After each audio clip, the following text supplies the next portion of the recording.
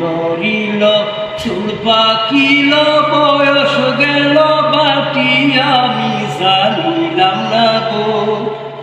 আল্লাহ মরণের কত দিন বাকি আমার মরণের কত দিন বাকি আমি জানিলাম না গো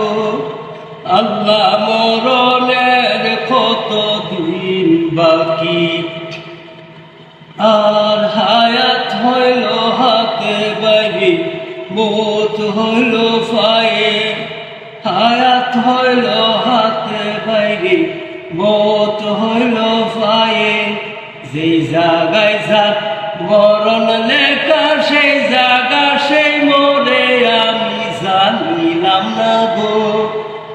আল্লাহ মরণের কত দিন বাকি আমার মরণের কত দিন বাকি আমি জানিলাম না গো